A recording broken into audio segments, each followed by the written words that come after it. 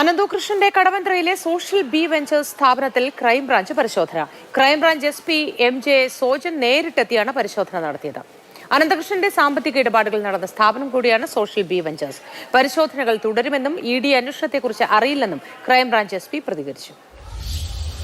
കടവന്ത്രയിലുള്ള അനന്തകൃഷ്ണന്റെ social B ventures എന്ന സ്ഥാപനത്തിലാണ് crime branch SP MJ Sojan നേരിട്ടെത്തി പരിശോധന നടത്തിയത്. കഴിഞ്ഞ ദിവസങ്ങളിലൊക്കെ ക്രൈംബ്രാഞ്ചിന്റെ പരിശോധന അനന്തകൃഷ്ണന്റെ വിവിധ സ്ഥാപനങ്ങൾ കേന്ദ്രീകരിച്ച് നടന്നിട്ടുണ്ടായിരുന്നു. ഇവിടെ ഇപ്പോൾ SP നേരിട്ടെത്തി പരിശോധന നടത്തുന്നു എന്നുള്ളതാണ് വളരെ പ്രധാനപ്പെട്ട കാര്യം.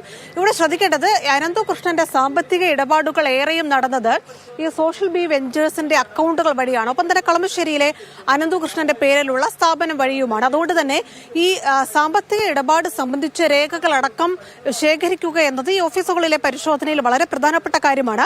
അതുകൊണ്ട് SP നേരിട്ടെത്തി പരിശോധന നടത്തുകയും ചെയ്തു. മാത്രമല്ല, എൻഫോഴ്സ്മെന്റ് ഡയറക്ടറേറ്റിന്റെ, അതായത് ഒരു കേന്ദ്ര ഏജൻസിയുടെ പരിശോധന കൂടി അനന്തകൃഷ്ണനുമായി ബന്ധപ്പെട്ട വിവിധ ആളുകളുടെ സ്ഥാപനങ്ങളിൽ, വീടുകളിൽ ഇപ്പോൾ നടക്കുന്നുണ്ട്. ക്രൈംബ്രാഞ്ച് അനന്തകൃഷ്ണനുമായി ബന്ധപ്പെട്ട ഓഫീസുകളിലാണ് പരിശോധന നടത്തിയതെങ്കിൽ എൻഫോഴ്സ്മെന്റ് ഡയറക്ടറേറ്റ് അനന്തകൃഷ്ണനുമായി ബന്ധപ്പെട്ട ഇടപാടുകൾ നടത്തിയവരുടെ വീടുകളിലടക്കം പരിശോധനയുമായി മുന്നോട്ട് പോവുകയാണ്. ആ സാഹചര്യത്തിൽ കൂടിയാണ് ക്രൈംബ്രാഞ്ച് SP നേരിട്ടെത്തി അനന്തകൃഷ്ണന്റെ ഓഫീസിൽ ഒരു പരിശോധന നടത്തിയതെന്നതും വളരെ പ്രധാനപ്പെട്ട കാര്യമാണ്. SP വ്യക്തമാക്കിയത് ഇതാണ്: ഇത് കഴിഞ്ഞ ദിവസങ്ങളിൽ നടത്തിയ പരിശോധനയുടെ ഒരു തുടർച്ചയാണ്.